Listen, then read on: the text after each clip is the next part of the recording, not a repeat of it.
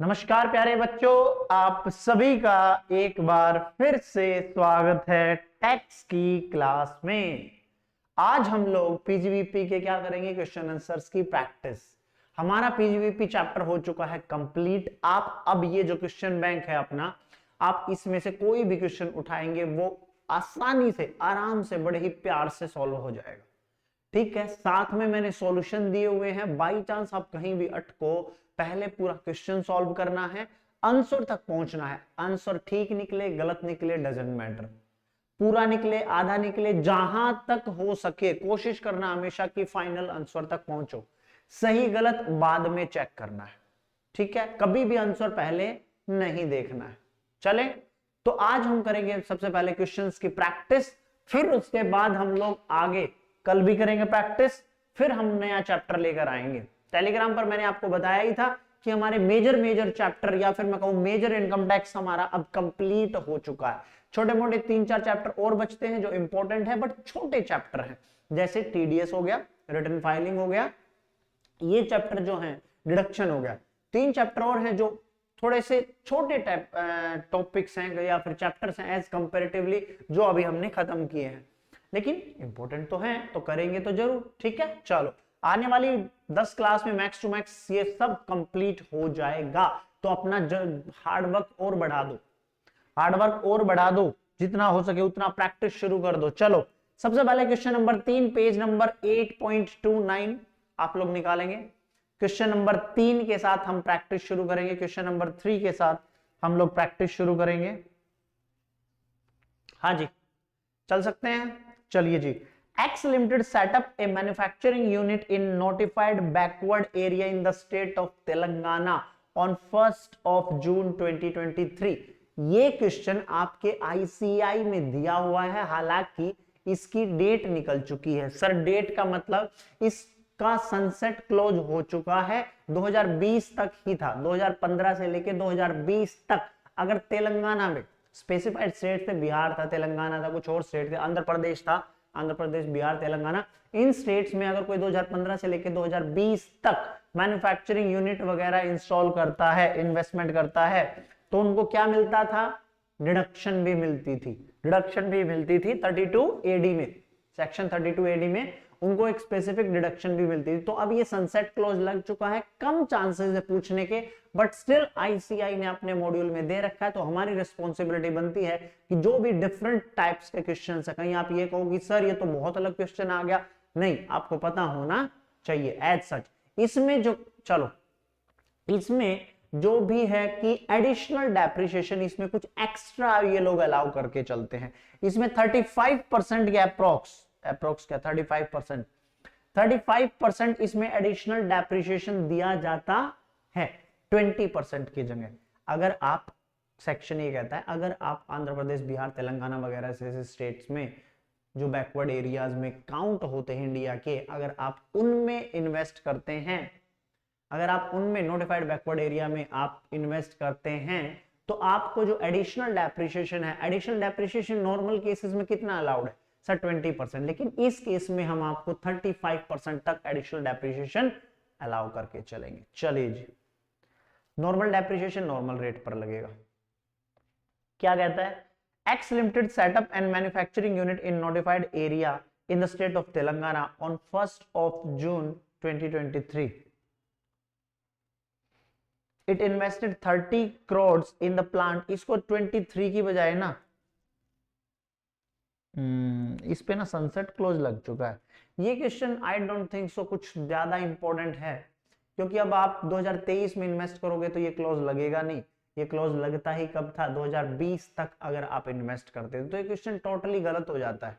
इस क्वेश्चन को चाहो तो छोड़ सकते हो, अगर बाई चांस वो आपसे पूछे, लिख लेना इस क्वेश्चन के साथ में ही, अगर वो पूछे तो आप इसमें 35% का एडिशनल डेप्रिसिएशन करके मुझे नहीं लगता ये क्वेश्चन अब पूछना चाहिए, कोई रेलेवेंस बनती है इस क्वेश्चन की, क्योंकि 2020 तक इसका सनसेट क्लोज लग चुका है।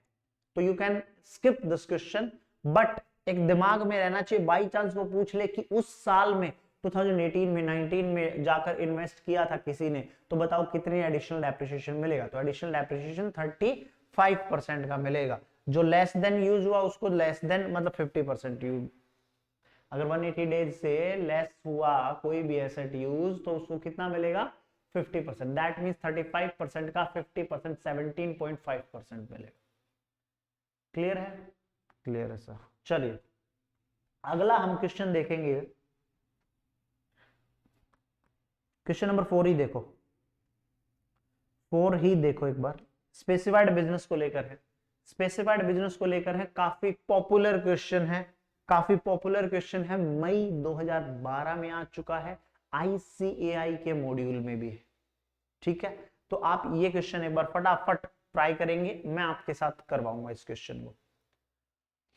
MNP limited commenced business operation of business of a new 4-स्टार hotel. मुझे एक बात बताओ, 35 एडी में, 35 एडी जो स्पेसिफाइड बिजनेसेस लेकर चलता है, कहता है कि आप स्पेसिफाइड बिजनेसेस में इन्वेस्ट कीजिए, हम आपको कैपिटल एक्सपेंडिचर की 100% डिडक्शन देंगे। राइट और नॉट राइट सर? तो मुझे एक बात बताओ, उसमें कितने स्टार से अबव होटल था? कितने स्टार से above? Sir 2 star and above था। हाँ जी 2 स्टार एंड अबव था। हाँ जी सर। तो इसमें कौन सा होटल है सर? 4 स्टार का होटल। तो इसको कैपिटल एक्सपेंडिचर 100% अलाउड होगा? यस सर अलाउड होगा। The company incurred capital expenditure of 40 lakh during the period January 2022 to March 2023 exclusively for the above business. 2022 जनवरी 2022 से लेके मार्च 2023 तक, मतलब कैपिटलाइज, इसने कैपिटलाइज कर दिया अपने बुक्स ऑफ अकाउंट्स में, बात समझो जी, above business and capitalize the same in the books of accounts on 1st April 2023। 1st अप्रैल को इन्होंने वो अपनी बुक्स में कैपिटलाइज कर दिए। Further during the period, further बाद में 23-24 में इन्होंने 2.5 करोड़ के कैपिटल एक्सपेंडिचर और कर दिए, आउट ऑफ विच, मतलब 2.5 करोड़ रुपए में से 1 करोड़ रुपया एक्विजिशन ऑफ लैंड पर था। क्या मुझे बताओगे स्पेसिफाइड बिजनेस सेक्शन 35 एडी में मैंने 3 एक्सेप्शन बचाई थी, 3 एक्सेप्शन बताई थी कि अगर आप इन 3 में इन्वेस्ट करते हो तो you will not be eligible to claim capital expenditure 100%। वो 3 कौन सी थी सर? लैंड थी सर, गुडविल थी सर, फाइनेंशियल इंस्ट्रूमेंट थी। याद आया जी सर? तो उसमें से लैंड आ गई, दैट मींस 1 CR का आपको नहीं मिलेगा capital expenditure. Okay, compute the income under the head profit and gains. Income आपको क्या निकालनी है? इनकम, प्रॉफिट कैलकुलेट कर चलना है। MNP Limited fulfill all the conditions specified to claim deduction under section 35 AD. The profit from the business of running of hotel before claiming deduction, 35 AD की ये deduction claim करने से पहले उसका profit जो है, आंसर दिख गया आप लोगों को क्या? उसका प्रॉफिट जो है वो 80 लाख रुपीस है। Assume the company has also another existing business, specified business ही है, वो भी 4 स्टार होटल ही है, वो कानपुर है, जिसकी इनकम है, विच 2 साल पहले उन्होंने शुरू किया था, जिसकी इनकम है 130 lakh for the assessment year 24-25।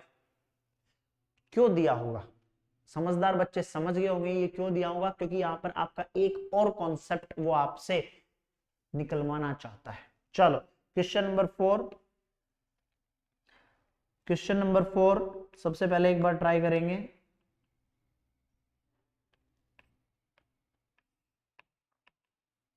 Calculation of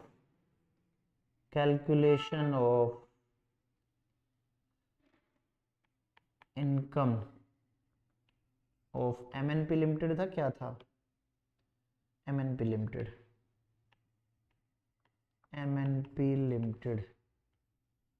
शुरुआत करें? Yes sir. चलो क्या कहता है? इनकम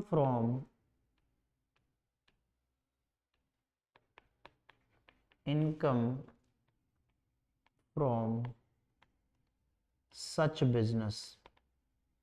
कितनी इनकम है फटाफट बताओ सर? इस बिजनेस से इनकम है 80 लाख रुपए। कितना? 80 लाख रुपीस। लिखो 80 लाख रुपीस। उसमें से इन्होंने कैपिटल एक्सपेंडिचर अभी तक माइनस नहीं किए हैं, तो आपका क्या फर्ज बनता है? सर अगर इन्होंने माइनस नहीं किए हैं तो हमारा सीधा सीधा फर्ज ये बनता है कि मैं वो माइनस करवा दूं। यस और नो? Yes sir. चलिए आइए फिर फटाफट एक बार हम लोग माइनस करते हैं। चलिए जी फटाफट आइए। 80 लाख में से हम लोग माइनस करते हैं। इधर आ जाइए। 80 lakh rupees minus capital expenditure. Capital expenditure इधर आइए, कितना किया है सर? इन्होंने प्रायर पीरियड, किसी बच्चे को याद है कि प्रायर पीरियड के कितने खर्चे अलाउड होते थे? किसी भी बच्चे को याद है कि नहीं है अभी तक? बोलो बोलो। किसी भी बच्चे को याद है कि प्रायर पीरियड के कितने खर्चे अलाउ होते थे? सर 100% अलाउड हो जाएंगे। No no no any disallowance. ठीक है, चलो इन्होंने प्रायर पीरियड के खर्चे थे वो कैपिटलाइज कर दिए बॉस।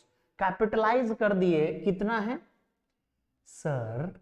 इन्होंने 2.5 करोड़ के खर्चे किए, जिसमें से 1 करोड़ के खर्चे एक्विजिशन ऑफ लैंड के हैं। दैट मींस 1.5 करोड़ के खर्चे अलाउड होंगे। Capital expenditure 2.5 CR minus 1 CR, that means 150 lakh.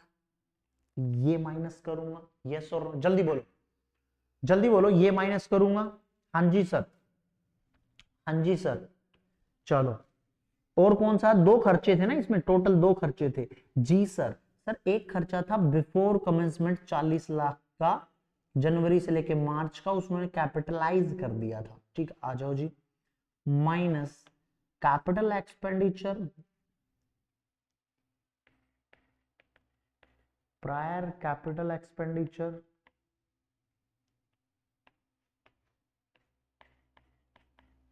कितना है जी? 40 लाख रुपीस। कोई और खर्चा है? देख लेते हैं सर। एक 40 लाख का था, एक 2.5 करोड़ का था, उसके बाद इसने बोला था सीधा प्रॉफिट दे दिया था। दैट मींस उसके बाद हमारा कोई खर्चा नहीं है। नहीं सर। आ जाओ फिर। कितनी इनकम निकल कर आई? कितनी इनकम? कैलसी कहाँ गया मेरा जी? सर ये आ गई 150 प्लस 40 माइनस 80। ये आ गया सर लॉस 110 लाख का। 110 लाख का आ गया लॉस। चलो इस लॉस को अब हम इस लॉस को अब हम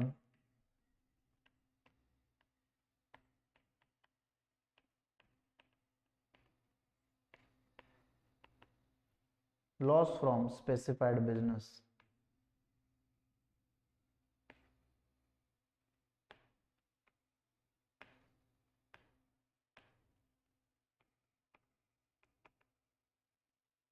माइनस करेंगे इसमें से, या ऐड बैक कर देंगे? सर ऐड कर देंगे ना। एक होटल है इनका 4 स्टार, ये किस लिए दिया था अब समझ आया? एक होटल है इनका 4 स्टार कानपुर में, उससे इनको 130 लाख रुपए का प्रॉफिट हुआ है। तो 110 लाख जो लॉस आया, 110 लाख का जो लॉस है, उसमें मैं ऐड कर दूंगा 130 का प्रॉफिट। बोलो 130 का प्रॉफिट ऐड कर दूं? यस और नो? जल्दी बोलो, जल्दी बोलो। जी सर। 130 का profit, profit from another specified business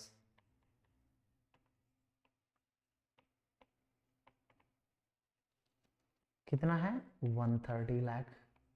that means that means that means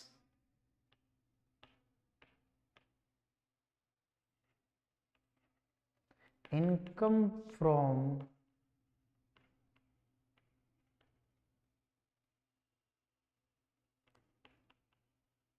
specified business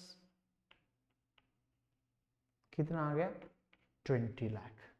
बोलो किसी को कोई दिक्कत? किसी को कोई दिक्कत परेशानी? बड़ा छोटा सा प्यारा सा क्वेश्चन, एग्जाम में भी आ चुका है, मॉड्यूल में भी है। एग्जाम में भी आ चुका है, मॉड्यूल में भी है। किसी भी बच्चे को कोई दिक्कत हो तो you can ask me without any doubt. Clubbing of income,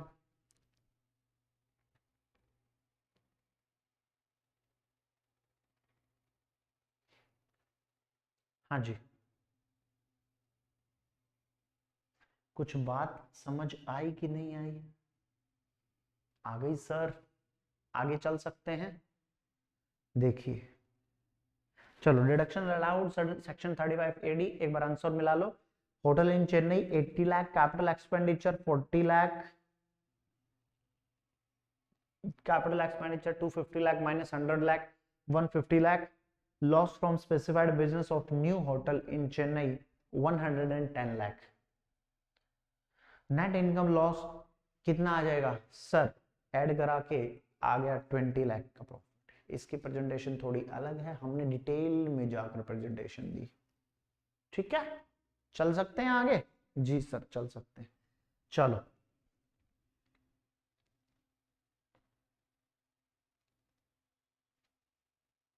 question number तुम लोग निकालो 13 निकालो। क्वेश्चन नंबर 13 निकालो जी, निकालो 13 निकालो फटाफट। पढ़ो और खुद से सॉल्व करो, पढ़ो और खुद से सॉल्व करो एक बार।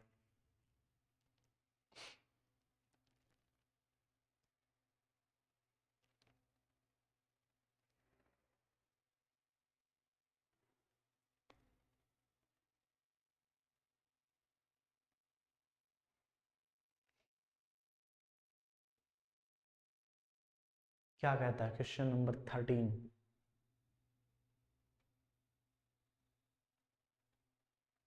State with reason the allowability of following expenses incurred by XYZ Limited, a wholesale dealer of commodities, while computing profit and gains from business or profession for assessment year 24-25 के लिए। Construction of school building in compliance with CSR activities amount to 5,60,000। 5,60,000 में 5,60,000 में इन्होंने क्या किया? एक building complete करवाई है। ये कॉमोडिटीज के डीलर हैं। कॉमोडिटीज का मतलब ये गेहूं, धान, बाजरा, चावल इनमें डील करते होंगे, तो एग्रीकल्चर प्रोड्यूस में। तो इन्होंने एक स्कूल की बिल्डिंग बनवा ली, ऑफिस अपने प्रीमाइसेस में ही बनवाई है, ऐसा तो कहीं मेंशन नहीं है, कोई बात नहीं। CSR activities amount to 5,60,000। मैंने आपको बताया था expenditure incurred for CSR activities allowed की disallowed.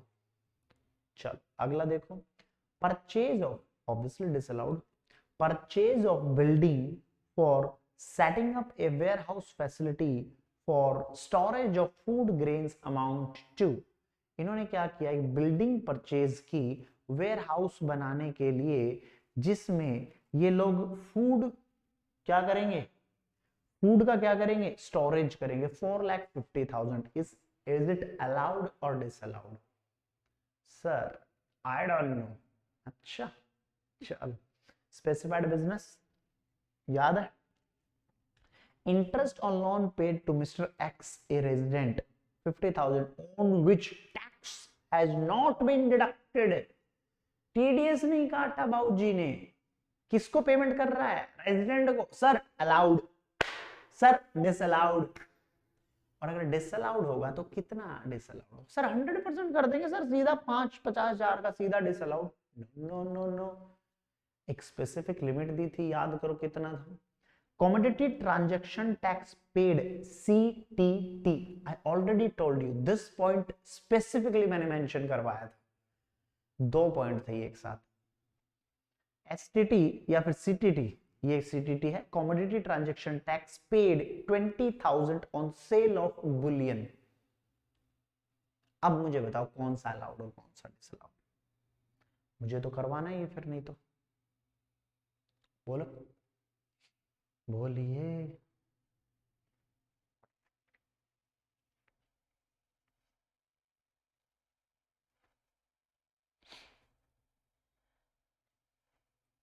This one, this one, this one, this one, which one allowed? चलो एक एक करके देखते हैं। Construction of school building in compliance with CSR activities. I already told you CSR का कोई भी खर्चा अलाउड नहीं होता है। दूसरा, Purchase of building, setting up of warehousing facility for storage of food grains amount to 4,50,000। जब ये डील ही किस में है, इस बात को मैंने क्या कहा था एग्जाम में, जब भी आप बैठो शुरू की एक दो लाइन मोस्ट इंपॉर्टेंट होती है, dealer of the commodities. Dealer अगर कमोडिटीज है तो सेक्शन हमारा कौन सा कहता था, स्पेसिफाइड बिजनेस के बारे में। सर सेक्शन 35 एडी डील करता है स्पेसिफाइड बिजनेस के बारे में। अगर आप एग्रीकल्चर प्रोड्यूस का वेयर हाउस बनाना चाहते हैं तो अलाउड हो जाएगा। तो क्या 450 अलाउड कर दें? जी बिल्कुल अलाउड कर दीजिए। कितना अलाउड कर दें? और ये तो कैपिटल एक्सपेंडिचर है, क्या 100% अलाउड हो जाएगा? यस सर 100% अलाउड हो जाएगा। Interest on loan paid to, interest on loan paid to mister X a resident 50,000 on which tax has not been deducted। अगर मैं किसी रेजिडेंट को पेमेंट कर रहा हूं और मैंने उस पर टीडीएस नहीं काटा तो सेक्शन हमारा कौन सा डील करके चलता है? सर सेक्शन हमारा डील करके चलेगा उस केस में 40A। 40A क्या कहता है, आप उस पर कितना अलाउड कर दो? 30% अलाउड कर दो। दैट मींस इसका 70% डिसअलाउड हो जाएगा, 70% डिसअलाउड हो जाएगा। जी सर। कॉमोडिटी ट्रांजैक्शन पेड, अगर आप कॉमोडिटी डीलर हो तो अगर आप सीटीटी पे कर रहे हो, कॉमोडिटी ट्रांजैक्शन टैक्स पे कर रहे हो तो आपको 20,000 अलाउड हो जाएंगे बिना किसी देरी के। आओ जी कैपिटल एक्सपेंडिचर सबसे पहले ये देख लेते हैं, सीएसआर एक्टिविटी वाला। Any expenditure incurred by the SSC on the activity relating to corporate social responsibility. CSR की फुल फॉर्म है, CSR की फुल फॉर्म है corporate social responsibility, referred to in section 135 of companies act 2013 shall not be deemed to be an expenditure incurred by the SSC for business profession. ठीक है, वो नहीं मानते कि एसएससी ने ये खर्चा किया होगा।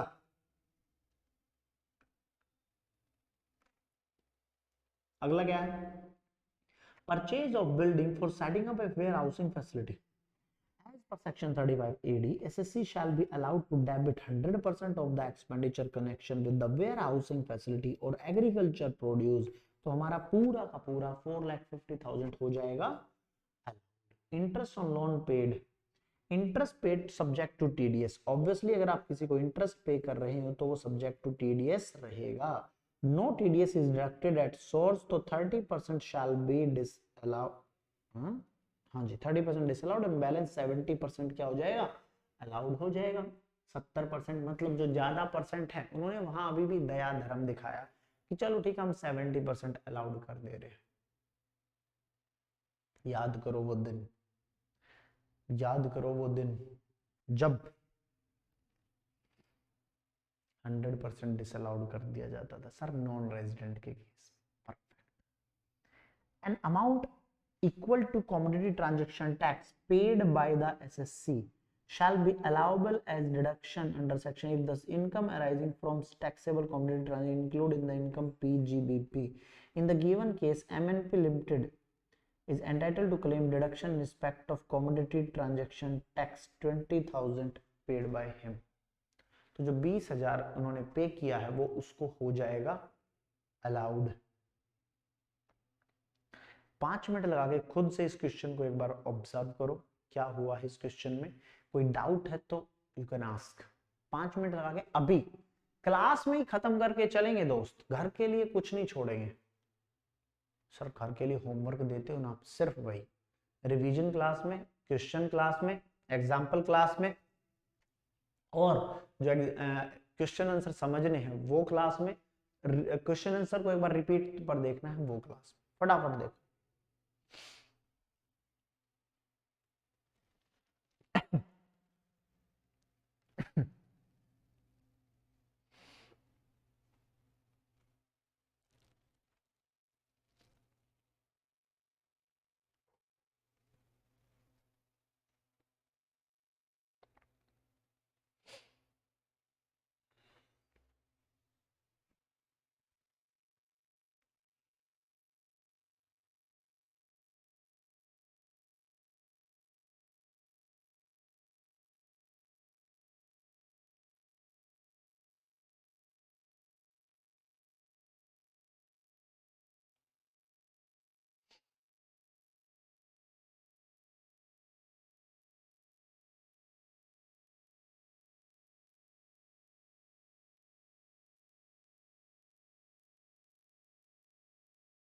हाँ जी, आ गया समझ में? चलो क्वेश्चन नंबर 12 देखो, एक एक करके अपने आप से पूछो कि क्या हमने ये प्रोविजन क्लास में पढ़े थे, नहीं पढ़े थे, कैसा? सारे प्रोविजन करा रखे हैं टू जेड। फटाफट पढ़ो question number 12।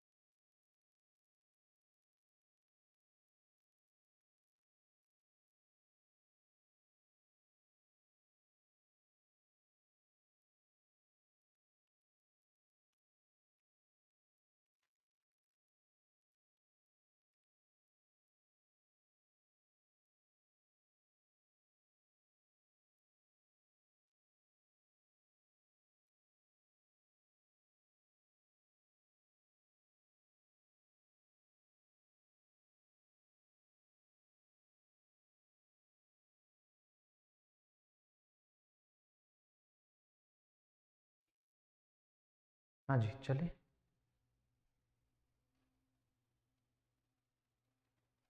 question number 12, state the allowability of following expenses while computing the income from PGBP for assessment year 24-25. Provision made on the basis of actuarial valuation for the payment of gratuity 5 lakh rupees. Approved gratuity है. However, no payment on account of gratuity was made before the due date of filing of return. क्या provision allowed होते हैं? Section 40A7 deal करके चलता है, section 40A7 deal करके चलता है। क्या ग्रेचुइटी पर प्रोविजन अलाउड होता है? दूसरा कहता है purchase of oil seeds of 50,000 in cash to a from a farmer on a banking day. Banking day था उस दिन, लेकिन किसान से 50,000 रुपए, किसान payment of 50,000 by using credit card से फायर इंश्योरेंस करवा लिया। तुम्हें देखने में लग रहा है कि 48(3) का सेक्शन है।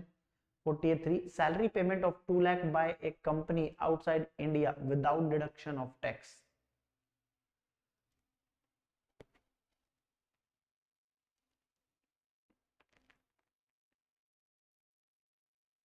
Outside India. GST deposit in cash with SBI. क्या कैश में जीएसटी डिपॉजिट करवा सकते हैं?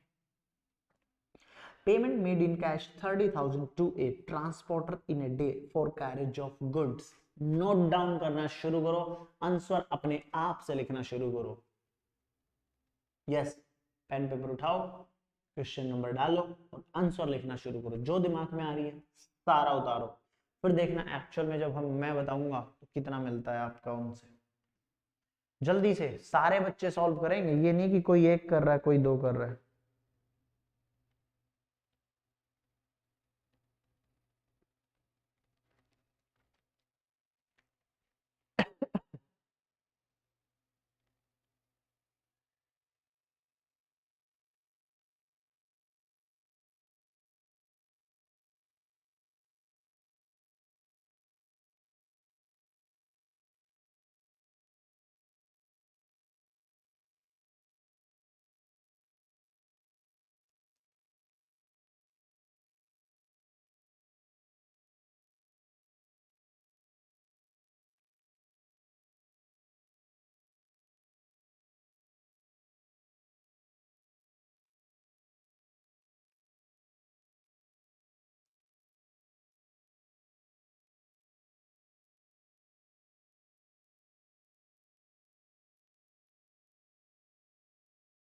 करें जी, एक एक करके लिखना शुरू किया। पॉइंट बाय पॉइंट आंसर चाहिए मुझे, खुद से लिखो, खुद से राइट बाय ऑन सेल्फ, तब जाके बात निकलेगी। Question number 12, question number 12,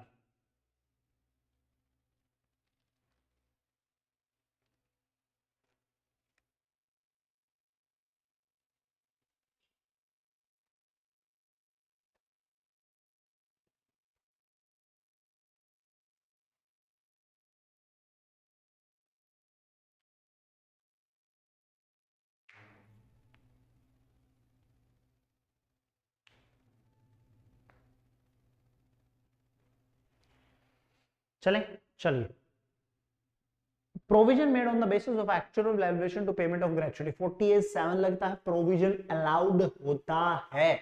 yes, it will be allowed as पर section 47 if payment made to a recognised provident fund. But वो कह रहे हैं सर पेमेंट उन्होंने due date filing of return के बाद की है, डजंट मैटर, अलाउड होगा, प्रोविजन अलाउड होते हैं।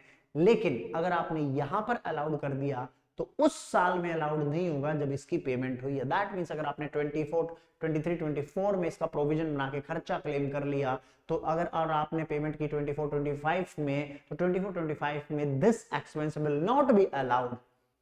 Remember sir. चलिए, purchase of oil seed 50,000 in cash from a farmer, क्या हम फार्मर के साथ कैश में डील कर सकते हैं एज पर section 48(3)? Exception are always there, rule 6DD, yes और no, yes or no? Okay. पर payment of 50,000 by using credit card by fire insurance, क्या हम 48(3) पर 8 मोड से पेमेंट कर सकते थे?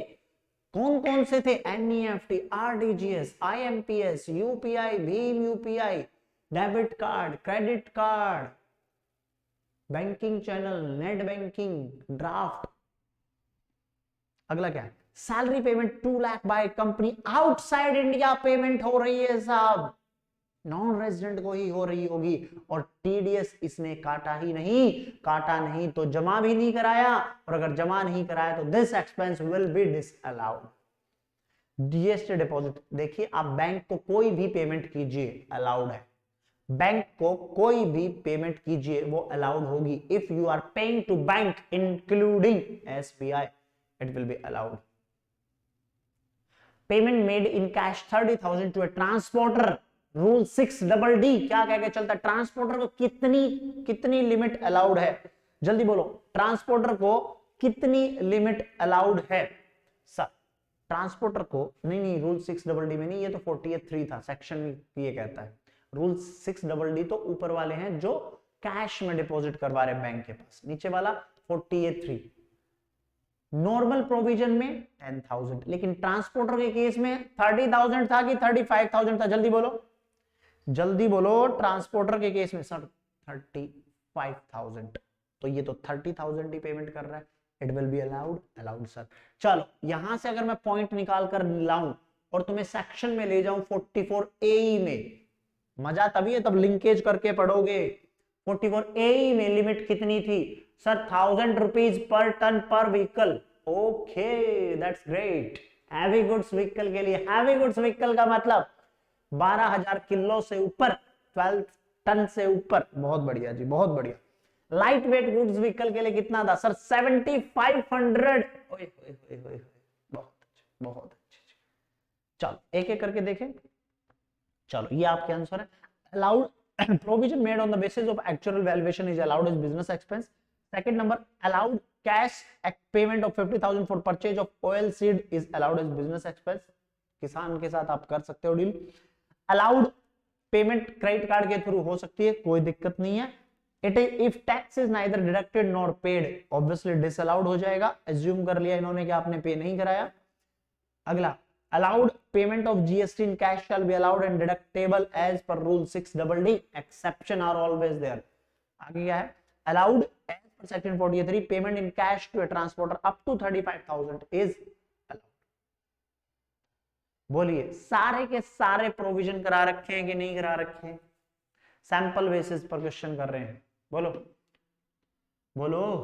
यस सर, कराए, मजा आया? हाँ सर मजा आ रहा है ना, मजा आ रहा है, बहुत बढ़िया, बहुत बढ़िया। तो एक काम करो, एक और क्वेश्चन करो, और अब की बार क्वेश्चन होगा आपका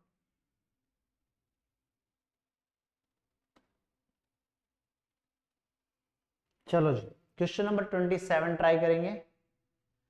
discuss the amount deductible in the following cases. छोटा सा क्वेश्चन, नन्ना सा क्वेश्चन, प्यारा सा क्वेश्चन, छोटा सा क्वेश्चन, नन्ना सा क्वेश्चन, प्यारा सा question. Discuss the amount deductible in the following cases.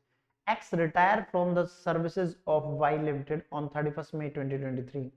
The company pays gratuity 1 lakh 1,60,000 रुपए, 1,60,000 रुपए ग्रेचुटी पे की according the provision of payment of gratuity fund. Y limited does not maintain any provision for gratuity account. Y limited का भी provision नहीं बनाती, लेकिन approved gratuity fund है, approved gratuity fund है।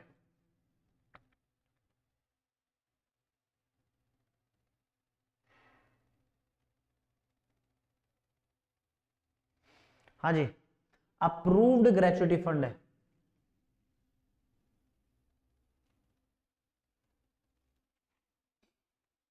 एक्स लिमिटेड रिटायर हो रहा है, वाई लिमिटेड उसको पेमेंट कर रही है, प्रोविजन इन्होंने बनाया नहीं है, कंपनी ने पे कर दिया 1,60,000 रुपए provision of payment of gratuity act according to provision of gratuity act. मतलब अप्रूव्ड ग्रेचुटी फंड है तो क्या ये अलाउड हो जाएगा, डिसअलाउड हो जाएगा? सर ऑब्वियसली अलाउड हो जाएगा। अगर आप अप्रूव्ड ग्रेचुटी फंड को पेमेंट कर रहे हो तो वो अलाउड हो जाता, प्रोविजन बनाओ ना बनाओ कोई फर्क नहीं पड़ता। अगला, Z limited maintain an approved gratuity fund, a sum of 1 lakh being paid employer contribution toward gratuity fund is debited to the P&L account. आपने ये क्या किया, Z limited maintain an approved gratuity fund, 1 lakh रुपए इन्होंने P&L में debit कर दिए, इन्होंने P&L में डेबिट कर दिए।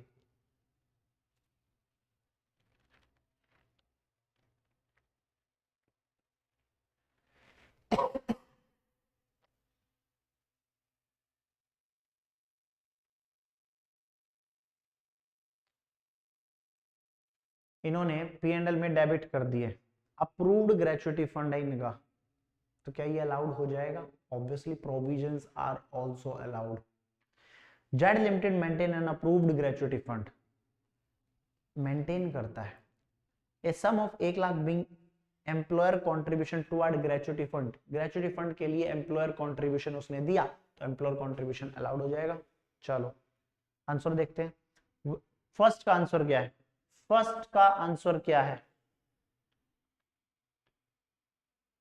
Where gratuity is paid during the previous year, where gratuity become payable during the previous year, it is deductible if no deduction has been claimed on the basis of provision earlier। मैंने यही concept आपको समझाया था कि आपने पहले कभी provisional basis पर खर्चा क्लेम ना किया हो तो आप जब भी पेमेंट करेंगे आपको अलाउड हो जाएगी। इससे पिछले वाले क्वेश्चन में हम क्या कह रहे थे, प्रोविजनल बेसिस पर खर्चा क्लेम कर लिया है तो जब एक्चुअल पेमेंट होगी तो अलाउड नहीं होगा। अब ये क्वेश्चन इसके विपरीत है, इन्होंने बोला अगर प्रोविजनल बेसिस पर नहीं बुक किया था तो अब पेमेंट बेसिस पर अलाउड हो जाएगा, तो प्रोविजन अलाउड है, पेमेंट भी अलाउड है ग्रेचुटी की। Consequently 1,60,000 is allowed as deduction for assessment year 24-25 के लिए। अगला पॉइंट क्या है, Z limited maintain an approved gratuity fund, a sum of 1 lakh being employer contribution toward gratuity fund. हाँ जी, provision is made for the payment gratuity by way of contribution toward gratuity fund, it is allowed as deduction, it is assumed that 43 be satisfied. Provision allowed होते हैं तो खर्चा allowed हो जाएगा। 3-4 question दिए हुए इस पॉइंट पर, इसीलिए ये बार बार करवा रहा हूं, इसीलिए ये बार बार कर। 2 मिनट लगा के खुद से, अगर नहीं समझ में आ रहा नोटबुक निकालो, पेज पलट के जाओ पेज नंबर पर कि कहां का कॉन्सेप्ट है। 47 पर चले जाओ, 47 पर, 43 के बाद आएगा।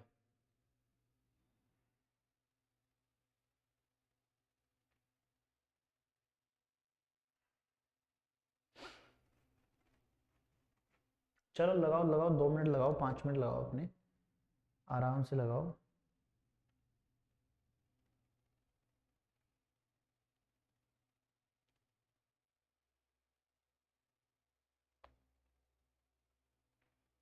इससे आगे एक बार ये क्वेश्चन देखेंगे।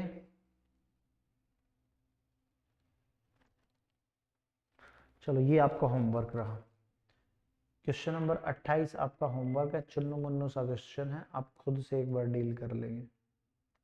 तब तक इस वाले के साथ डील करो।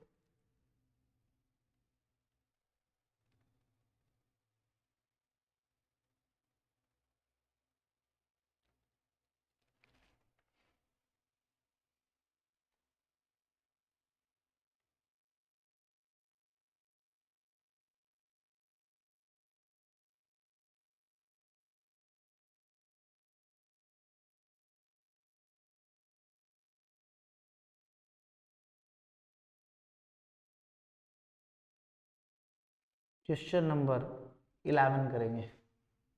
क्वेश्चन नंबर 11 करेंगे, बड़ा क्वेश्चन है, बेहतरीन क्वेश्चन है। क्वेश्चन नंबर 11 करेंगे फटाफट आओ।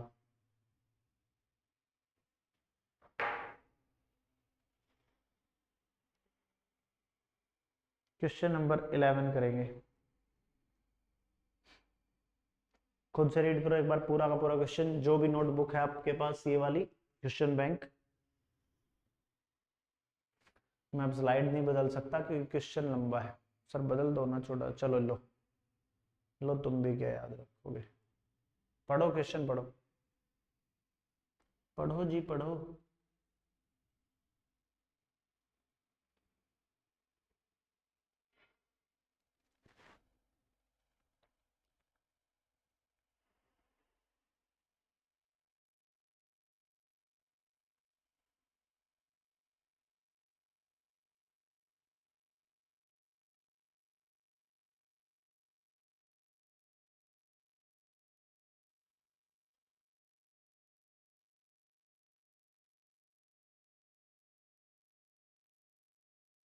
हाँ जी, पढ़ लिया।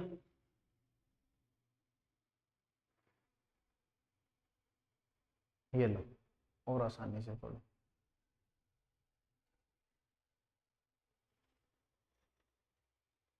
ये लो, अब पढ़ो।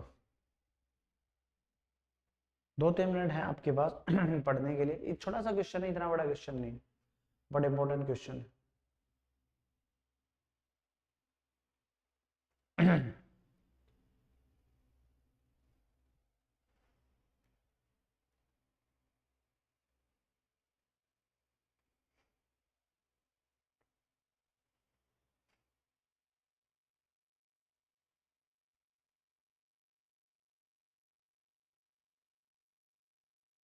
कभी भी जब आपको इस तरह के क्वेश्चन दिए जाते तो इसमें आप पी एंड एल दोबारा बनाते। ये पी एंड एल आपको अकाउंट्स के हिसाब से दे रखा है। अब आप पी एंड एल की एडजस्टमेंट करेंगे, यहां से शुरू होंगे, पूरा चेक करेंगे, पूरा चेक करेंगे, एडजस्टमेंट चेक करेंगे। तीनों चीज साथ में है तो पहले एडजस्टमेंट चेक करेंगे, फिर क्रेडिट साइड चेक करेंगे, फिर डेबिट साइड चेक करेंगे।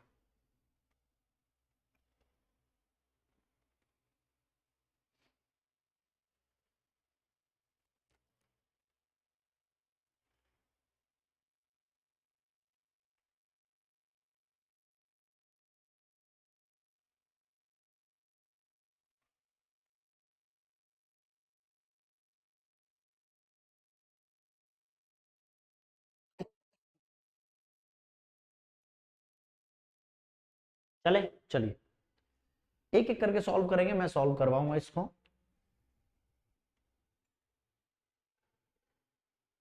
Question number 11,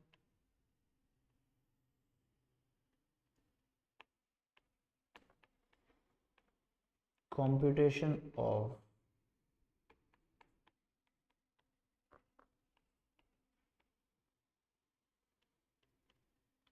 income of Mr.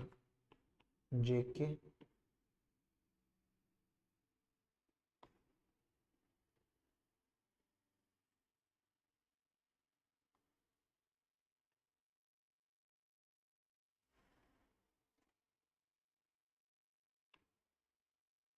net profit as per accounts।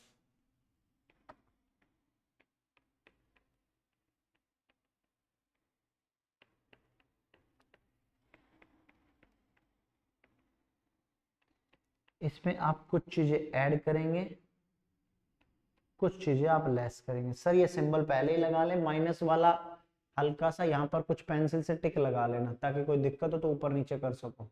एकदम से मत लिखना, पता नहीं चलेगा ना जगह कितनी है। एग्जाम की बात कर रहा हूँ, इधर की नहीं बात कर रहा।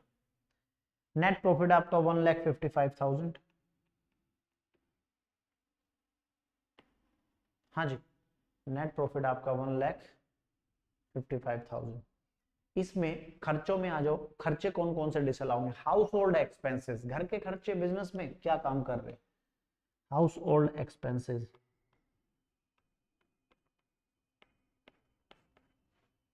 कितना है, 20,000 रुपीज। ठीक है, ठीक है जी। Interest on loan taken from Mrs X allowed हो जाएगा। Income tax disallowed, income tax sir disallowed. अब मैं कर क्या रहा हूं, ध्यान से देखो, ये मेरे को नेट प्रॉफिट दे रखा है, इसमें कुछ खर्चे मैंने डेबिट करा रखे हैं। इधर मेरा पैसा जो आया है, पैसा आया, खर्चे डेबिट कराए, तो मेरा नेट प्रॉफिट बचा।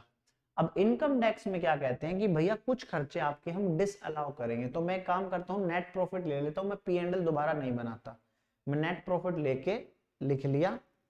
अब इसमें जो जो खर्चे डिसअलाउड है, मतलब हाउस होल्ड एक्सपेंस घर के खर्चे हैं, घर के खर्चे बिजनेस में डेबिट कर रखे हैं, तो आपने क्या किया कि अपना ये प्रॉफिट कम कर लिया होगा।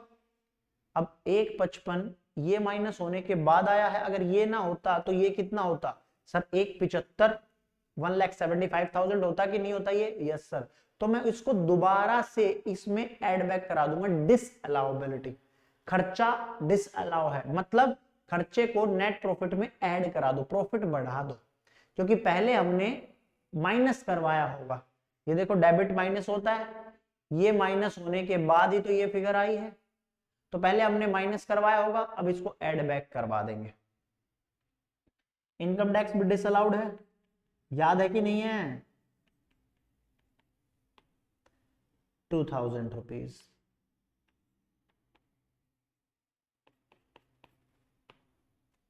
Interest on loan payment, interest on loan payment, हाँ जी 1,200 रुपए करवा दूं ऐड, यस और नो, जल्दी बोलो। 1,200 रुपए ऐड करवा दूं कि नहीं करवा दूं, इंटरेस्ट वाला पोर्शन। सर इनकम टैक्स का ना कुछ मत छोड़ना सर, कुछ भी मत छोड़ना, सब डिसअलाउ करते रहना इनकम टैक्स का। तो अच्छा, कुछ आइटम पढ़ाए थे मैंने, याद है, इंटरेस्ट ऑन इनकम टैक्स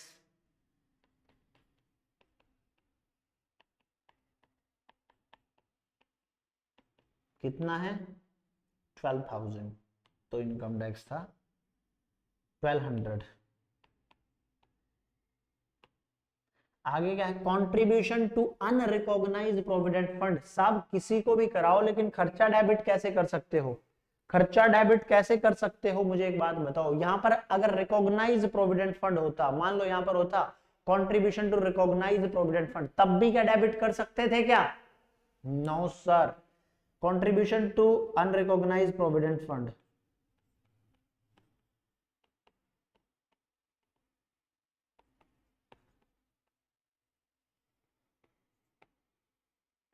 कितना किया जी, 4,000, 4,000 रुपए। Expenditure on advertisement revenue expenditure है, अलाउड हो जाएगा सर। पब्लिक प्रोविडेंट फंड में कंट्रीब्यूशन 7,000 एड बैक करवा दो कि नहीं करवा दो, जल्दी बोला करो। पब्लिक प्रोविडेंट फंड में, पब्लिक प्रोविडेंट फंड में इतने नालायक बच्चे ना, कई मैं कह रहा हूं क्लास के टाइम पे जरूर फोन करेंगे, जरूर फोन करेंगे, मत किया करो भाई। मैंने जब आपको स्पेसिफिक टाइम दे रखा है, या फिर व्हाट्सएप छोड़ दिया करो, अगर अर्जेंट है तो मैं रिप्लाई कर दूंगा, कोई बात नहीं। Public provident fund contribution 7,000 add back करा दूं, पीपीएफ सर यहां पर एड बैक, क्योंकि बिजनेस का खर्चा नहीं है मेरे दोस्त, इसको मैं डिडक्शन क्लेम करूंगा 80C वाली, यहां पर तो मैं एड बैक ही कराकर चलूंगा। इन्वेस्टमेंट इन पोस्ट ऑफिस सेविंग अकाउंट, ये भी एड बैक करा दूं,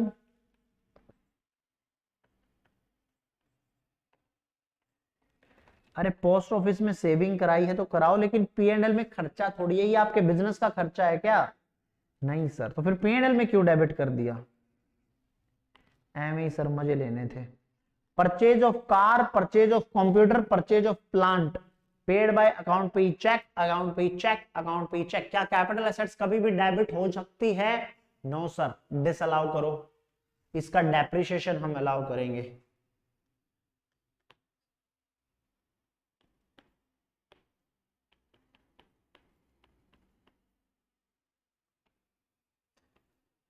purchase of car, purchase of plant, यही था ना, हाँ सर, परचेज ऑफ कंप्यूटर,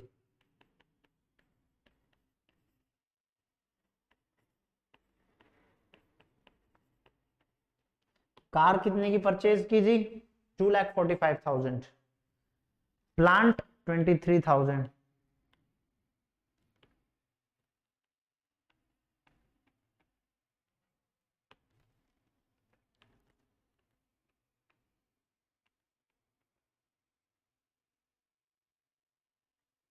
ठीक है, ठीक है जी।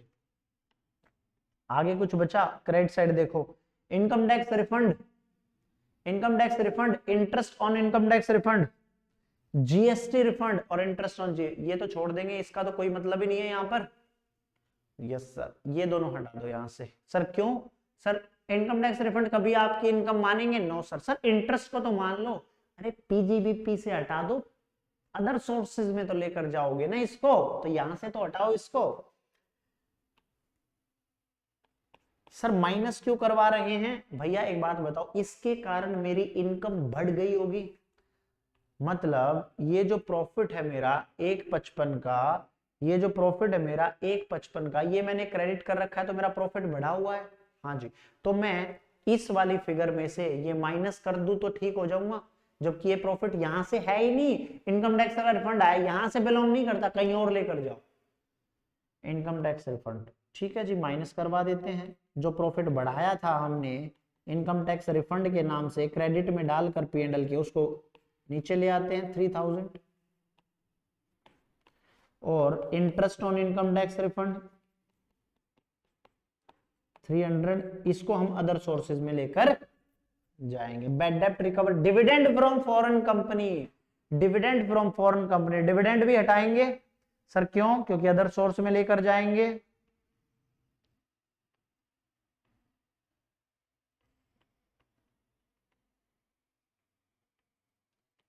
Dividend from foreign company 3000। बोलिए जी, कुछ और माइनस करवाना है? सर ये जितनी भी एसेट थी ये 1/10/2023 को खरीदी थी, उसी दिन पुट टू यूज कर दी, मतलब 1 अक्टूबर को, तो फुल रेट ऑफ डेप्रिसिएशन मिलेगा। हाँ सर, चलो डेप्रिसिएशन अलाउ करवाओ, डेप्रिसिएशन अलाउ करवाओ जी। माइनस करेंगे डेप्रिसिएशन। सर माइनस क्यों करेंगे डेप्रिसिएशन? क्योंकि प्रॉफिट में हमने वो एसेट ऐड बैक करवा दी थी, लेकिन डेप्रिसिएशन, इनका डेप्रिसिएशन तो माइनस करवाओगे ना। हाँ sir, car, plant, computer 100% allowed कर देंगे। कार पर कितना? सर 15%। प्लांट पर कितना? सर 15%। कंप्यूटर पर कितना? सर 40%। हाँ जी सॉरी,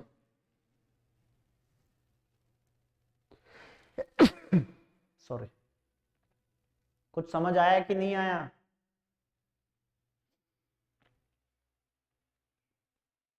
कार कितने रुपए की थी? सर कार 245, तो 2,45,000 का 15% 36,750। प्लांट कितने का था? सर प्लांट था 23,000 का,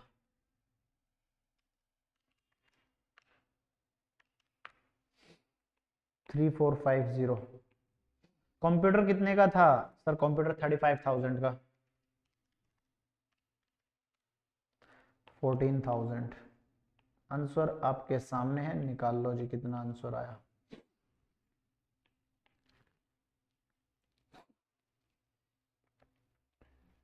आओ, 1,55,000, 20,000, 2,000, 1,200, 4,000, 7,000, 12,000, 2,45,000, 23,000, 35,000, माइनस करेंगे 3,000, माइनस करेंगे 300, माइनस करेंगे 3,000, माइनस करेंगे 36,750, माइनस करेंगे 14,000, माइनस करेंगे 3,450, 4,43,000, 4,43,700, 4,43,700।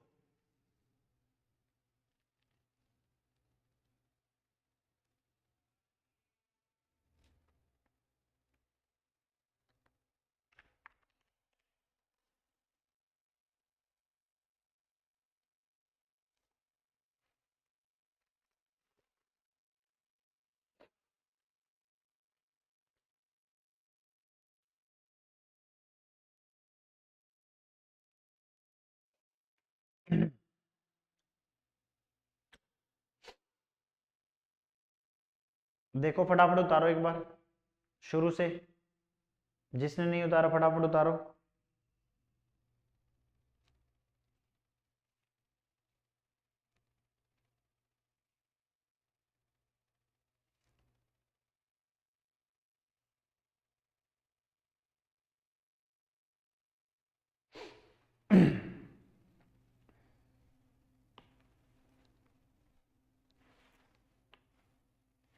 Wait wait wait wait wait wait 10,000, 10,000 add करवा दो इसमें, 53 करवा दो। यहाँ पर 12,000 था, 12,000 था, 2,000 लिखा था, तो 1,000 रुपये और 10,000 बढ़ा दो।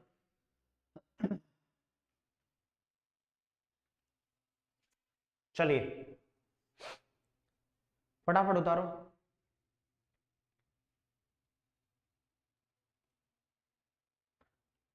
लगता है कि सर पता नहीं इतना बड़ा क्वेश्चन कैसे सोल्व होगा, 10 मिनट का काम नहीं होता। अगर प्रोविजन याद है ना, फटाफट यू निकलता है, यू निकलता है।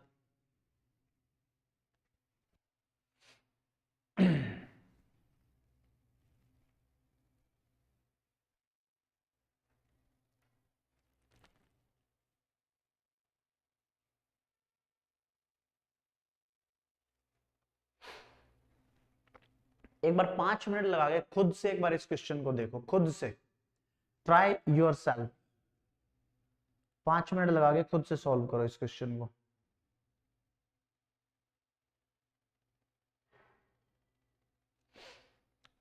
अपने आप सॉल्व करो इस क्वेश्चन को।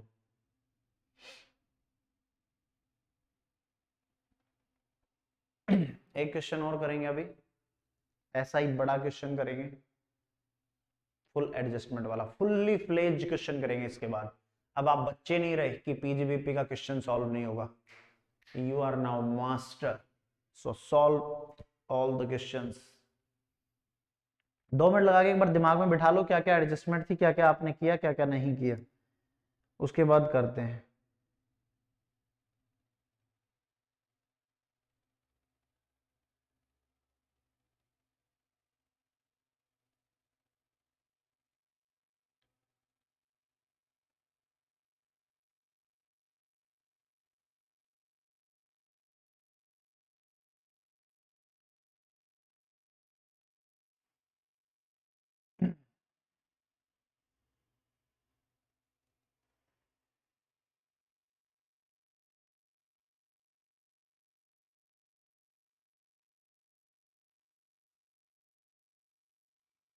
चले आओ जी,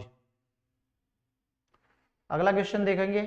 क्वेश्चन नंबर, ये तो हमने दिया कर, क्वेश्चन नंबर 10 देखेंगे, 10 नंबर। बेटा 10 नंबरी,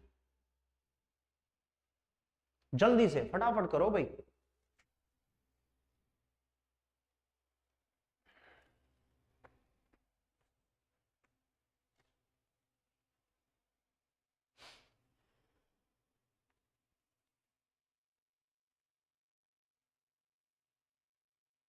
दस नंबर,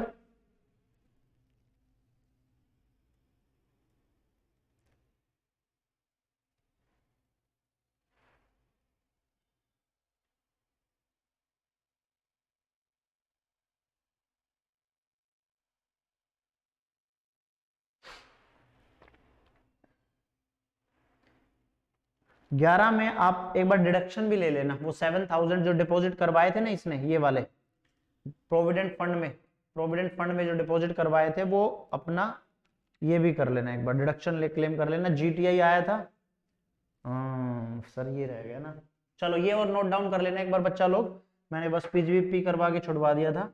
ये वाला, यहां तक अपन ठीक है, अपना आंसर देखें 4,53,700, 4,53,700, यहां तक ठीक है। ये और ऐड कर लो एक बार क्वेश्चन नंबर 11 में।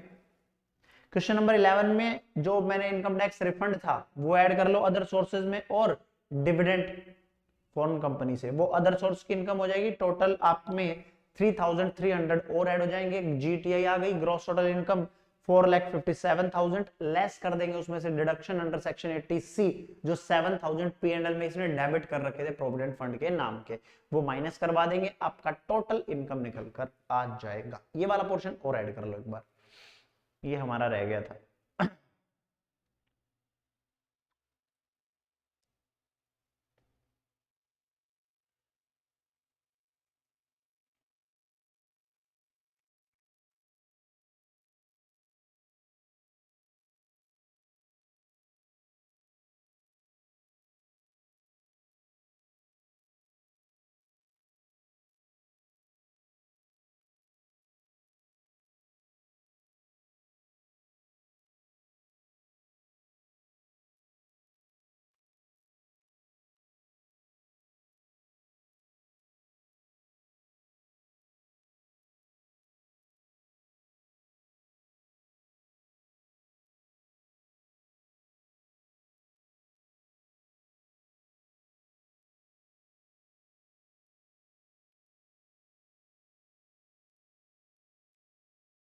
चलिए क्वेश्चन नंबर 10 पर आओ।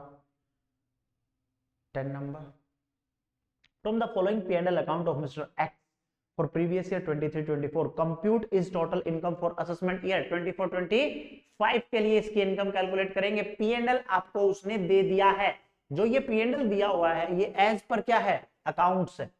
चलो सेल्स दे दी इसने, क्लोजिंग स्टॉक दे दिया इसने, लॉन्ग टर्म कैपिटल गेन। अब देखो मैं यहां से पढ़ना सिखा देता हूं, अब स्मार्ट बच्चे कैसे काम करते, देखो नीचे से आओ पढ़ते जाओ, एक एक एडजस्टमेंट करो, फिर वो देखो, फिर ऊपर क्वेश्चन, फिर एडजस्टमेंट, फिर क्वेश्चन, फिर एडजस्टमेंट ना। अब स्मार्ट तरीका देखो कैसे होता है। सेल, आपको सेल दे दी सर। अब आपको क्या करना, पेंसिल हमेशा एग्जाम में रखनी है, पेंसिल हमेशा, मान लो ये पेंसिल है आपकी। अब आप क्या करेंगे, सेल दे दी, क्लोजिंग स्टॉक दे दिया, कोई दिक्कत नहीं है। उसने बोला long term capital gain on sale of house property, क्या LTCG long term capital gain PGBP की इनकम है? नहीं, तो ये हटेगा यहां से, हाँ सर हटेगा। इसके बगल में हल्का सा ये कर लेना। उसके बाद डिविडेंड फ्रॉम फॉरेन कंपनी, आपको पता है ये अदर सोर्स की इनकम है, हाँ सर, तो ये भी हटेगा यहां से, यस सर, इसको ऐसे कर देना। उसके बाद विनिंग फ्रॉम लॉटरी ग्रॉस, ये हटेगा यहां से, हटेगा सर। दैट मीन्स आपको इन तीनों में कुछ ना कुछ करना है, हाँ सर करना है। अब करना कहां है, बस वो टिक करते चले जाएंगे। ओपनिंग स्टॉक अभी हमें नहीं पता क्या करना है, परचेज नहीं पता, सैलरी नहीं पता, rent rate taxes, deposit in national saving certificate. Sir ये यहाँ का खर्चा नहीं है, बिजनेस का खर्चा नहीं है, डिपॉजिट करवाया, पैसा डिपॉजिट, इन्वेस्टमेंट है आपकी, आप डिडक्शन क्लेम कर लो 80C में, लेकिन यहां नहीं कर सकते। चलो मिसलेनियस एक्सपेंडिचर नथिंग, अलाउड हो जाएंगे। प्रोविजन फॉर इनकम टैक्स कुछ करना है, ग्रेचुटी, सर ग्रेचुटी में तो कोई दिक्कत नहीं होती। प्रोविजन फॉर जीएसटी कोई दिक्कत नहीं है। Salary to Mrs X, Mr X, salary to Mrs X, मतलब कुछ करना होगा, कुछ करना होगा, पर एडजस्टमेंट में होगा तो ठीक है, नहीं तो अभी अभी कुछ नहीं करना। चलो salary. Purchase computer, computer purchase किया है, कैपिटल एसेट से P&L में डेबिट नहीं कर सकते। दैट मींस आपको यहां कुछ कुछ करना है, उसने बता दिया, सिंपल आपने नोट डाउन कर लिया। इससे क्या होता है ना, लास्ट में कोई आइटम छूटता नहीं। कई बार बच्चा क्या करता है, एडजस्टमेंट से शुरू करता है, फिर ये वाले छूट जाते, कोई ना कोई पॉइंट छूट जाएगा। अब आपने शुरुआत से पॉइंट लगा लिया। चलो परचेज इंक्लूड, परचेज रिलेटिव से कर रखी है, अच्छा जी, चलो रिलेटिव से कर रखी है, मतलब परचेज में भी हमें कुछ करना है। उसके बाद opening closing stock over valued, फिर तो सब कुछ ही करना है। Opening closing stock, opening stock हमेशा जब भी मानो इसको ओपनिंग स्टॉक लिखा रहने दो on the face of it, आपके दिमाग में चलना चाहिए कि ये खर्चा है, आपके दिमाग को पता होना चाहिए ये खर्चा है, क्योंकि ये डेबिट साइड है, बस इतना याद रखना ये खर्चा है। अभी बताऊंगा कैसे। ये इनकम है आपकी, स्टॉक है हमें पता है, हमारे पास ही रखा है, ओपनिंग इतना था, क्लोजिंग इतना है, बट आपके बैक ऑफ द माइंड में चलना चाहिए ये खर्चा है, ये इनकम है, बस। एडजस्टमेंट क्या होती है ऐसे बताता हूं। सैलरी इंक्लूड 25,000 बोनस पेड, चलो ठीक है दिवाली पे। Rent rate taxes, municipal taxes paid on 1 provision for gratuity actual basis पर मिसेज एक्स हाउसवाइफ है, उसी को पेमेंट कर दी 48,000 रुपए की। चलो जी, X has not opted 44 AD इसने ऑप्ट नहीं किया, नॉर्मल प्रोविजन पर निकालेंगे। एक एक करके शुरू करें जी सर। आओ क्वेश्चन नंबर 10।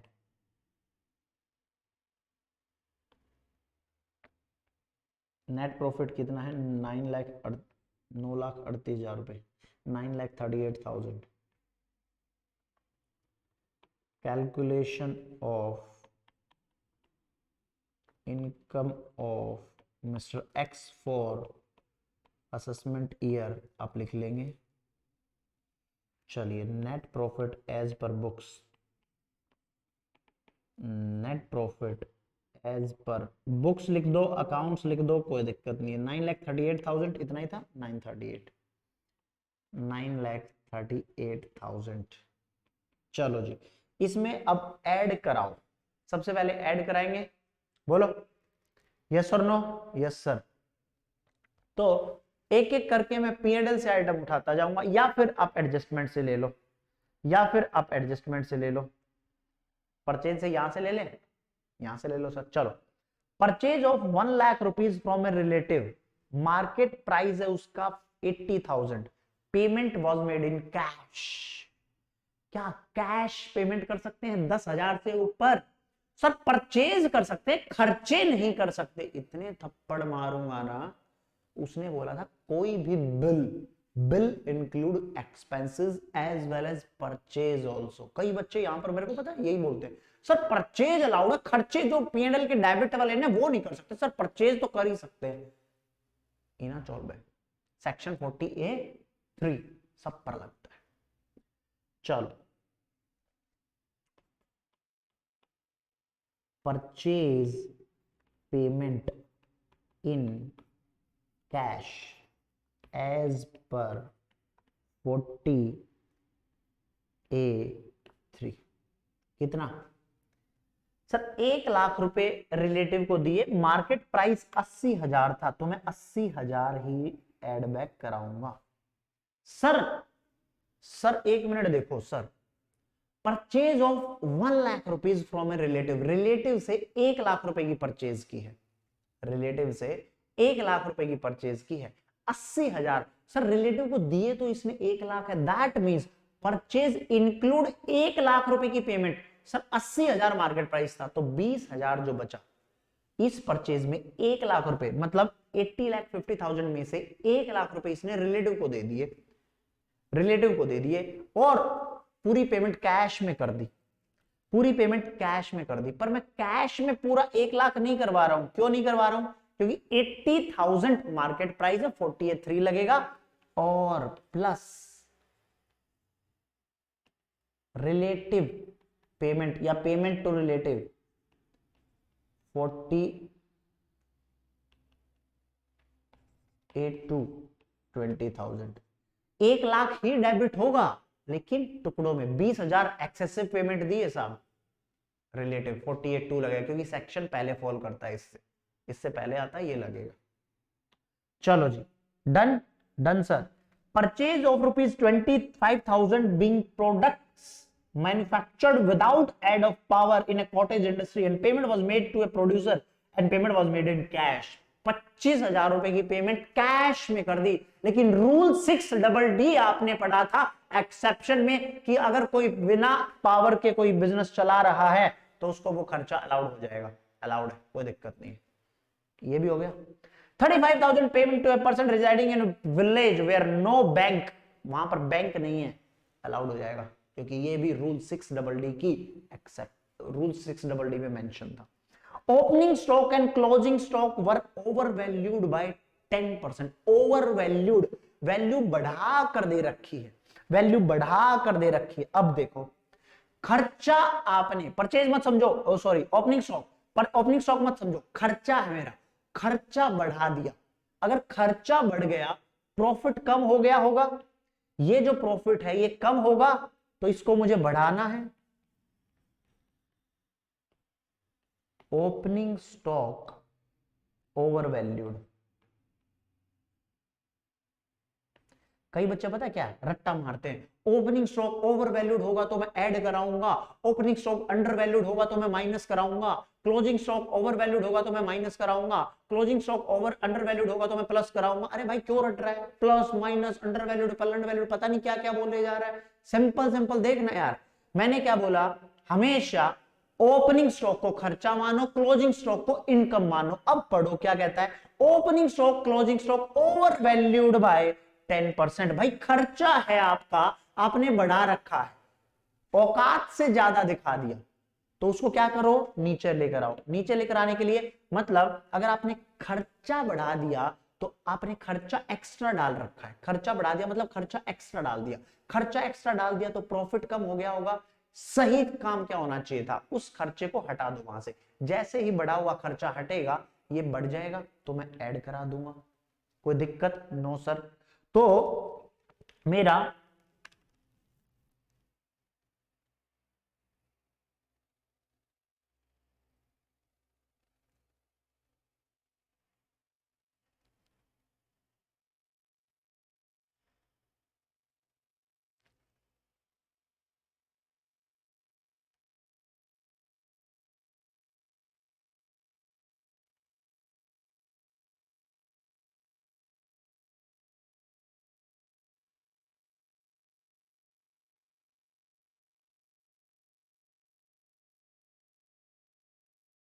हाँ जी, कितना है, कितनी अमाउंट है सर, ओपनिंग स्टॉक की मेरी अमाउंट है 9,50,000। कैलसी पर टाइप करो 9,50,000।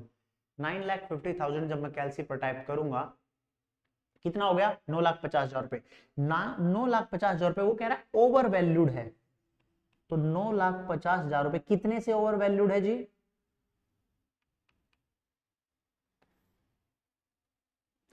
सर 10% से ओवर वैल्यूड है, over valued bye 10%। That means ये 100 पर नहीं है, कितने पर है, 110 पर। 9,50,000 रुपए कितने पर है, 100 पर नहीं है ये फिगर, 100 पर होता तो इक्वल होता, इन्होंने बढ़ा रखा है 10% से, तो 9,50,000 कितने पर है, 110 पर। तो 10 पर कितना होगा, अगर ये फिगर 110 पर है तो 10 पर कितनी होगी, ओवर वैल्यूड कितने से, 10 से, सीधा 10 से निकाल लो, डिवाइड बाय 110 मल्टीप्लाई बाय 10, ये आ गया 86,363। 363 कर लो, 364 कर लो, वट एवर में भी राउंड ऑफ हो जाएगा लास्ट में आके। बात समझ आई, ओपनिंग स्टॉक खर्चा मेरा ओवर वैल्यूड है, प्रॉफिट मेरा बढ़ेगा, प्रॉफिट बढ़ाने के लिए 9,50,000 दे रखा हो, ये ओवर वैल्यूड है 10% से, मतलब ये 100 पर नहीं है। अगर नॉर्मल कहानी होती तो मैं इसको लिखता ऐसे, ये 100 पर है जी, ओवर वैल्यूड नहीं है, एकदम जेन्युइन प्राइस है, तो ऐसे लिखता। अब अगर ओवर वैल्यूड है 10% से, तो मैं इसको लिखूंगा ये 100 पर नहीं है, ये 110 पर है, तो 10 पर कितना होगा, 10 पर। निकल गया आंसर। ये 6th 7th में आते थे ये क्वेश्चन, अब पूछे जा रहे हैं आपसे। आगे चलें, चलिए सर। सर क्लोजिंग स्टॉक का भी लिख लो ना, अरे क्लोजिंग स्टॉक माइनस में आएगा ना फिर, चलो माइनस में लिख लेंगे फिर उसका, ठीक है ठीक है, अभी इसको छोड़ देते हैं, टिक नहीं लगाते, क्लोजिंग स्टॉक की और एडजस्टमेंट करनी है। अब क्लोजिंग स्टॉक ओवर वैल्यूड है, मतलब इनकम बढ़ा रखी है, तो प्रॉफिट भी मेरा बढ़ गया होगा, एक्चुअल में नहीं बढ़ना चाहिए था, तो उसको कम करो, मतलब प्रॉफिट में से माइनस कर दो जितनी भी फिगर बढ़ी हुई है, बरोबर बरोबर sir. Salary include 25,000 being bonus paid to the staff on 1st of November 2024 on the occasion of Diwali. अब जो 25,000 बोनस दिया है, जो 25,000 बोनस दिया है, उसका क्या करेंगे, उसका क्या करेंगे, क्या वो डिसअलाउड कर दूं कि अलाउड कर दूं, बोलो, डिसअलाउड कर दूं कि अलाउड कर दूं। सर सेक्शन कौन सा है मेरा, 43B। 43B एक्चुअल पेमेंट कहता है कि इसको डिसअलाउड कर दो और इसको अगले साल अलाउड कर देना।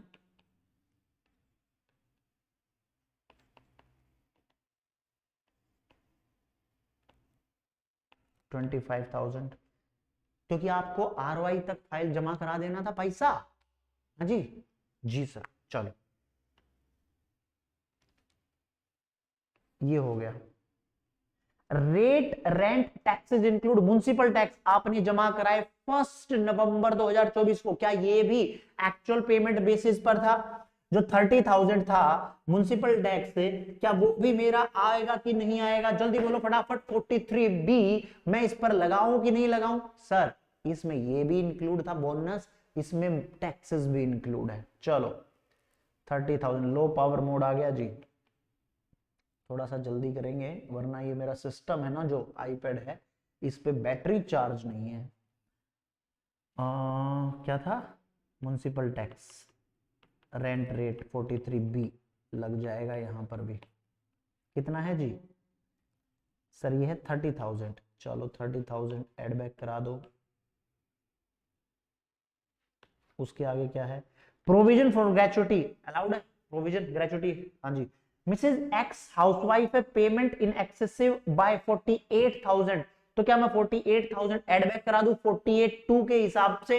48,2 के हिसाब से अगर आप पेमेंट कर रहे हैं किसको? अपने रिलेटिव को 48,2 के हिसाब से।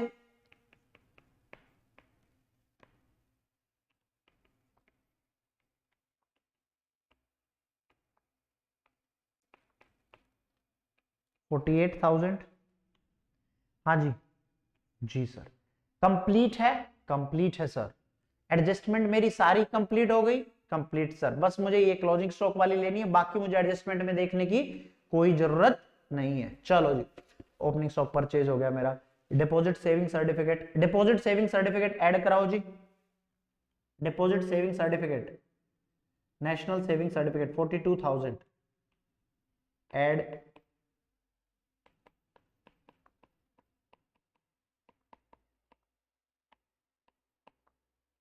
48,000, 48,000,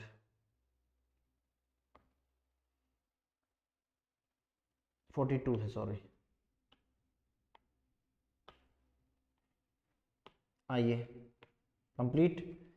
provision for income tax, provision for GST add back करा दो। प्रोविजन अलाउड नहीं होगा सब इनका।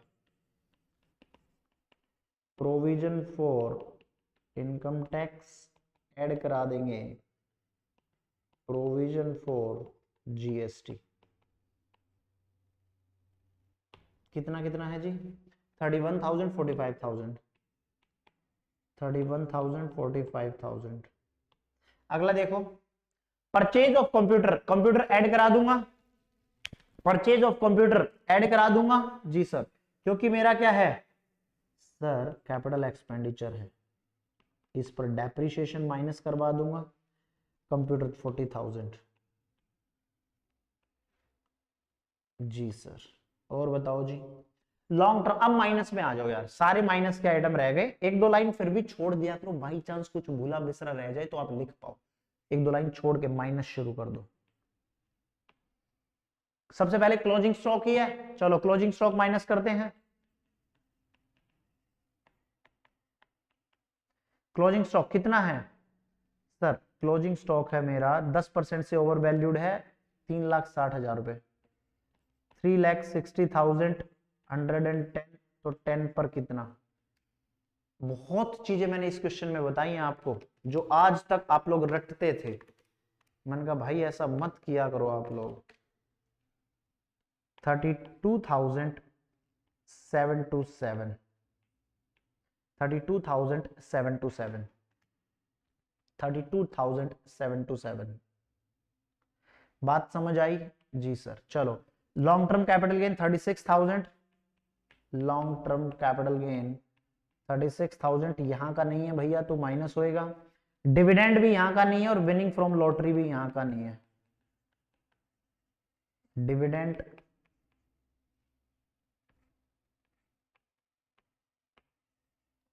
विनिंग कितना कितना है जी?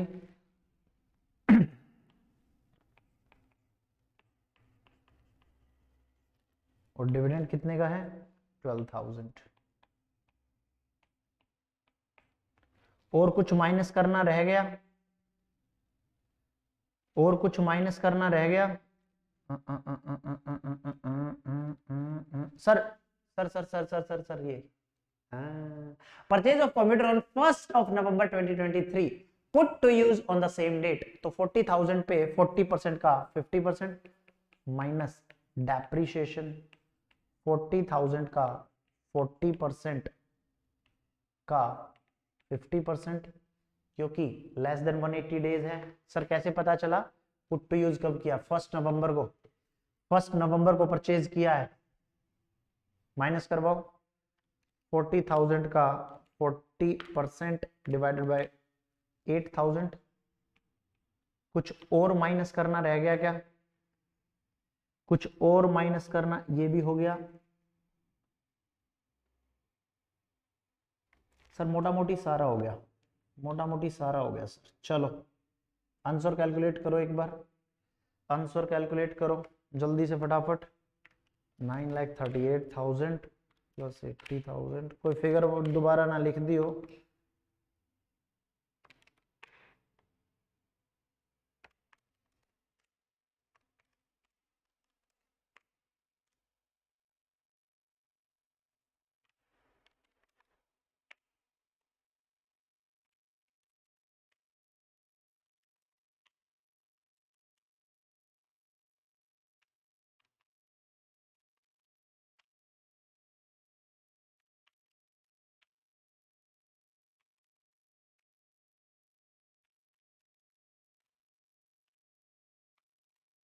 हाँ जी, फिगर चेक करो एक बार, फिगर चेक करो।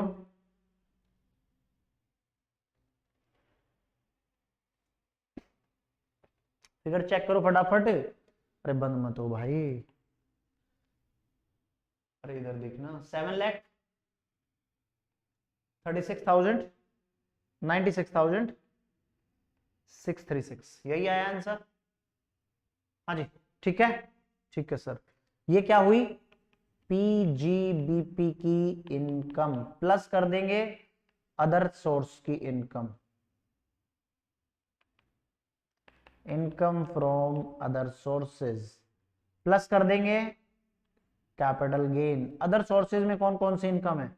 सर अदर सोर्सेज में इसका डिविडेंड है ना 12,000 रुपए का, 12,000 रुपए का।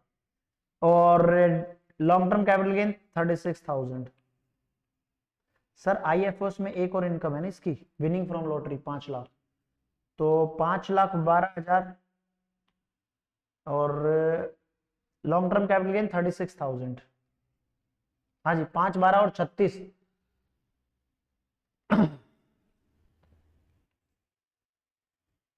ये हो गया 5,12,000 प्लस 36,000, 13,44,636।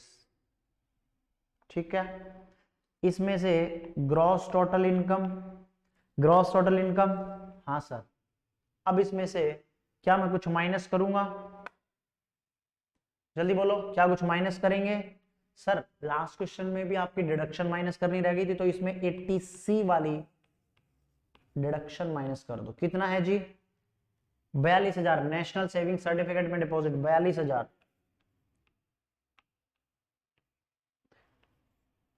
एक बात याद रखना है, इसमें मेरा विनिंग का पैसा इंक्लूड है, लॉटरी का 30% पर टैक्स होगा। गलती से भी कभी भी टैक्स कैलकुलेशन में कभी भी फ्लैट रेट मत लगा देना, गलती से भी। इसलिए इसको कभी भी 5,12,000 लिखो तो यहां पर दो चीजें लिखा करो कि डिविडेंड 12,000, लॉटरी 5 लाख, ताकि याद कि इस पर मुझे 30% लगाना है। -42,000 आ गया आपका 1302,636। हाँ जी 1302,636।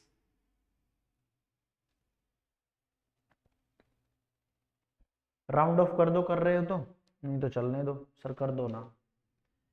1302,640 राउंड ऑफ।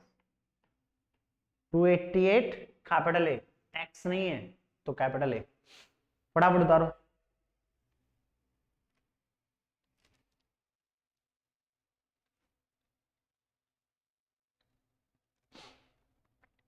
जिस भी बच्चे ने नहीं उतारा है एक बार यहां से शुरू हो जाओ।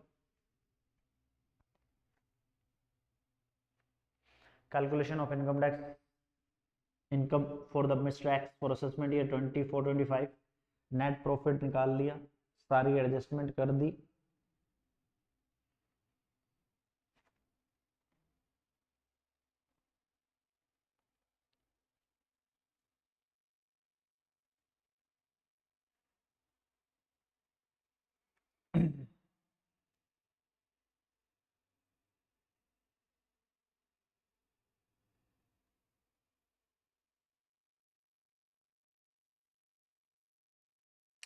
हाँ जी, बात समझे कि नहीं समझे?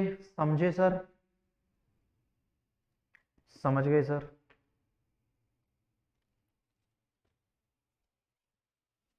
कुछ कॉन्फिडेंस बिल्ड हुआ क्वेश्चंस में? अब आप कोई भी क्वेश्चन कर सकते हो, पीजीबीपी का क्वेश्चन उठाओ, धड़ाधड़ सॉल्व करने शुरू कर दो, सारे के सारे, सारे के सारे। कुछ छोटी छोटी एडजस्टमेंट आती हैं, वो बताना बहुत जरूरी है, जैसे अभी क्लोजिंग स्टॉक ओपनिंग स्टॉक वाली आई थी, वो फिर प्रैक्टिस से ही आएंगे मेरे दोस्त, वो ऐसे अलग अलग नहीं लिखवाए जाएंगे।